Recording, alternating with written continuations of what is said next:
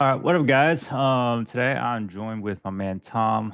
Tom's been crushing it in our program so far. Tom, why don't you give the peeps a little bit of background of where you're at, and a little bit about your business and who you help, man. Yeah, so I'm Tom. I'm from actually outside of Syracuse, New York, little town in Cicero. That's where my practice is at. I've been in practice about a year now, a little bit over a year actually.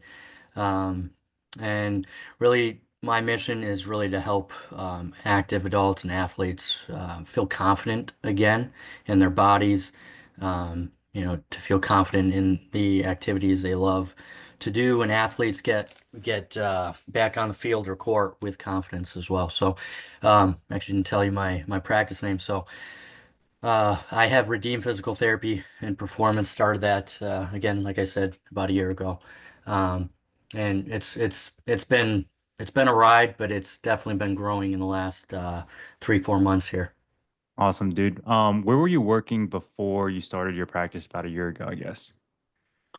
Um, so I was working part-time at a skilled nursing facility.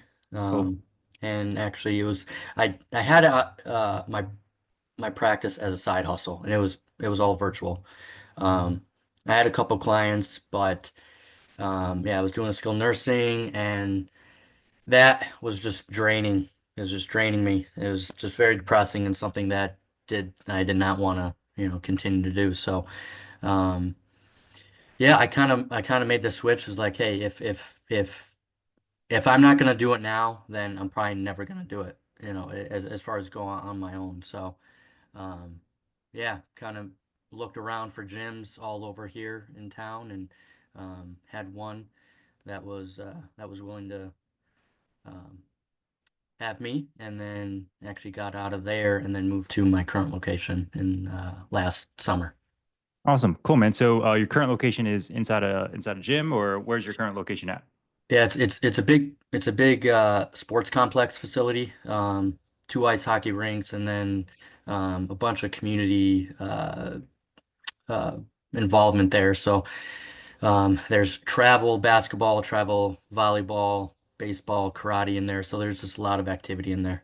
Sweet, man. Yeah, so a lot of like active individuals, right? Mm. Probably I'm assuming people of all different age demographics as well too, right? You got youth sports and then also kind of like adults like myself who still think, we're living in our past primes and stuff in our old athlete years. So yeah, that's an awesome hub, man, to kind of be able to get in front of your ideal demographic for sure. Mhm. So awesome, dude. Well, why don't you give us a quick breakdown, where was your business at before you kind of started working with us? I know you've had your business for quite a while now, but yeah, where were you at monthly revenue wise, and what were some of the things that you were struggling with? Yeah, I averaged probably maybe 2 to 3 grand per month last year. Um, and lead flow was was very, very sporadic. Eval process uh, probably wasn't as dialed in. Um, and then confidence level too, for sure. Um, in the way that I presented my offer, and just reaching out to people in the community, was lacking as well. So overall, definitely was not efficient or proficient in the way that I was handling, my practice. Um, so yeah, and then joining the group definitely helped refine my sales process, eval process. Um, really, really, really helped me uh, refine my objection handling. I think that's a huge thing, and actually built my confidence in the way that I could handle that. Um, and then also, um, I was sporadic in the way that I was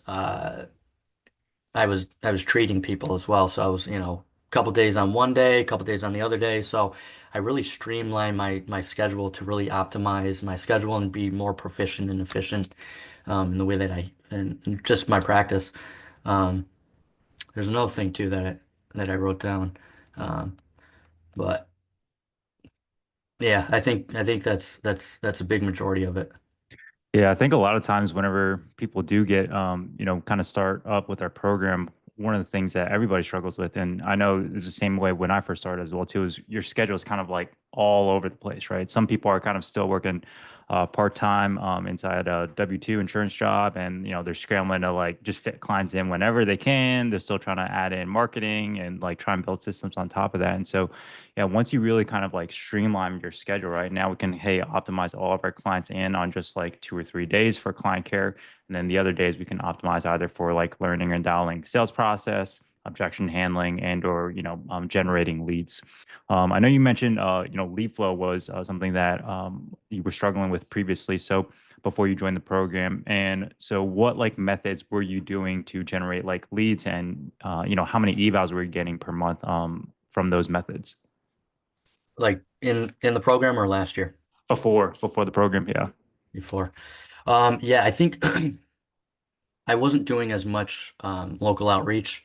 Um, and then as far as contacting people, it was not a lot, just on a daily, weekly basis. Um, so I think the biggest thing that I found was just not the I just wasn't meeting people. I wasn't talking to as many people as I should have, and really getting my name and brand out there. Sure, man. And especially too, like once we are getting in front of the right people, setting up these events and stuff, it's all about having the right like sales process, right, at these events to be able to convert these attendees into actual evaluations. I think that's like one of the also another big thing that I see with a lot of business owners that do events. It's like, I'm doing all these events and stuff, but like nobody's actually converting. And then I take a look at their process, it's like they have no apps, they have no like closing sales script at the end to be able to effectively communicate to these people, hey, like we have the next step of the solution to this problem that you've been dealing with for so long. And a lot of times it just comes down to effective communication, right? Whether it's at the end of a workshop event, entry screen, and or even during discovery call and sales process. So yeah, man, I know we were just chatting a little bit about your results and revenue that you've seen so far. And I would say like you're probably one of the top like 3 or 4 people that have seen like instant tremendous results that have like 3 or 4x your revenue, so you joined kind of like towards the end of December. So what was like revenue like in December for you, man, of I last year? rem- yeah, if I remember, it was well, that month was, I don't know, it was probably maybe 3 to 4 grand. 3 to 4K. Okay, yeah. And so you joined kind of end of December, and then January was like freaking insane. So what'd you do in January, first month into the program? Yeah, yeah. So let me get the actual number here. So yeah, January was 17,203. And really, I think the first call with you um, was we talked about pricing, and my pricing didn't make sense, and it was kind of all over the place. It was very low, lower than I should have been.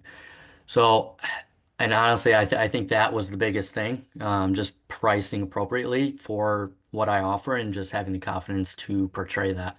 Um, and also helped that I had a lot of leads in January.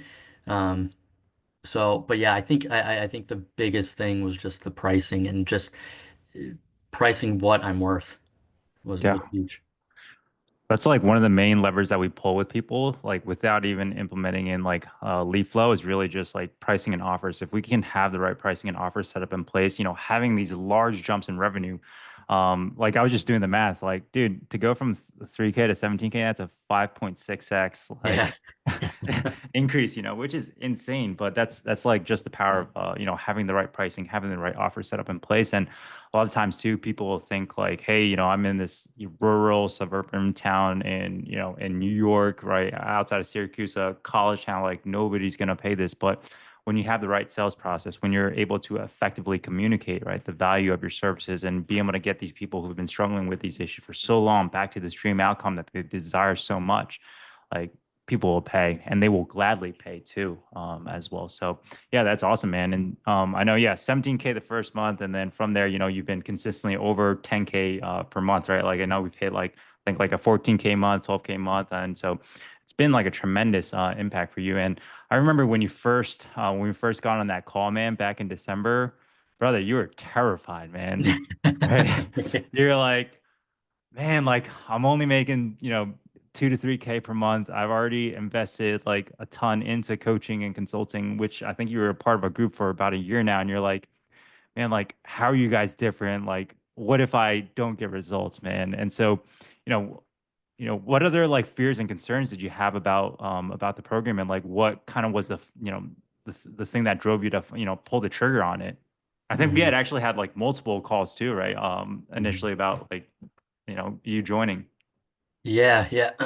Yeah, I think, well, one, I think the proof of concept that you guys have, you Andy and Christy, built your practices up, and just the proof of concept with the systems and all of that. I think that was a big driver, and yeah, I think honestly that was it. I think the way that I look at money in investment now is like, hey, is to bet on myself, and I wanted to, if it, kind of going back to like making that leap to, side hustle to full time is like, if I'm really gonna, if I really want to elevate my practice in a way, then I need to make this leap here, and and trust that it will happen. So and obviously putting in the work, but I think yeah, the biggest thing was, kind of seeing what you guys had to offer, and knowing that um, you know you guys have done it. Yeah. I Yeah. think the biggest thing, I mean, kudos to you too, man. It's like just actually just taking action, right? Taking a leap of faith. And this is something that we talk a lot on the podcast. It's really just the fact that nobody who's ever been successful has ever played it safe. Right? It's like, you're taking a risk on this program. It's like, hey, I don't know if I'm going to get the outcome, but I feel like, hey, based on all these, results that they've seen, I believe in my own work ethic. But at the end of the day, it's kind of very similar to physical therapy, right? Kind of similar to like business consulting, based coaching. It's like we give you guys the game plan and tell you guys what to do, but at the end of the day, it's up to the patient to be able to carry that out themselves. And like you taking that leap of faith, man, and you bet on yourself, and we've already seen tremendous results, man. And so, yeah, that's awesome, dude. So I think like what would you, kind of tell somebody who's, also on the fence about potentially thinking about joining our program, who's maybe, tried different like coaching before in the past and they just haven't really necessarily seen results. They've just been kind of stuck in one place and they're like terrified of, investing in something that could help them potentially grow. hmm Yeah, I mean, I think it's kind of related to trying to sell a plan of care. I think like what's the worst that could happen? I think either you stay the same, um or you get better, or you know there's probably more than that, but I think but really looking at it like that, if you really believe in your mission, in your practice, and you really want to elevate healthcare as a whole, and you truly believe that, then you have to put in the investment to do that, and so yeah, I think with anybody that's on the fence, I've had a few conversations with people that were thinking about joining the group, and um, they were going through other free, or other programs or whatever. So, but they were on the fence, and I told them, like, if you're not getting results, then you're just going through the motion. So um, you have to invest in something that that has worked, and that other people are telling you that it works. Um, so. Yeah, I mean, I think that's the biggest thing, is just is really taking that step forward if you truly want to elevate your mission in your practice. Oh, for sure, man. I feel like there's just so many parallels between like physical therapy and coaching consulting. I'm sure you've heard this multiple times before. Hey, Tom, I've tried physical therapy before. I've tried chiro before. Like what makes you different? How is this going to be different for me this time, right? And they always just have this constant fear. It's like, what if it doesn't work out? But just Mhm. like chiros, PTs, and even like plumbers, right? It's just like you have good plumbers, you have good PTs, you have good coaches, you have bad coaches, right? Just because one didn't necessarily work out for you doesn't mean you don't need one. But man, like once you do find the right one, like dude, the results are like pretty instantaneous, man. So Mhm. awesome. Well, why don't you tell tell the peeps like what's next in line for Redeem PTP, man? What we got planned for the rest of this year? Like what's the next step in the business for you, man? Yeah, I mean, the goal is there's a pretty big insurance model chain here, and my goal is to be bigger and better than them, and to really change the perception of what physical therapy looks like for the active population and athletes as a whole. I think there's a lot of under just a lack of quality rehab here. So my goal is really um, to be the best here and to grow. I'm not there yet to add people in, but um, that's that's the goal here is to grow this year and to kind of maintain that level of revenue, and then eventually add another PT, and then keep growing from there. But really is spreading that mission of, hey, everybody everybody has a redemption story, Yeah. um, and it's and they need it, and if they need help, I want to try to provide that in a way that um, that completes that redemption story. So Yeah. yeah, that's the goal is to be bigger and better and to be the practice here. So I love that, brother. Continue to get after it, man. yeah. Where can people find you and connect with you on social media, man? Yeah, so I'm Dr. Tom Woznicka on Instagram. I am on Facebook. Not a lot on there though. But main thing is Dr. Tom Woznicka on Instagram. Awesome, dude. Well, thanks for your time, man. And yeah, guys, make sure you go check him out. He's doing some awesome stuff up in New York, man. But yeah, thanks for coming on, Tom. Awesome. Thank you so much.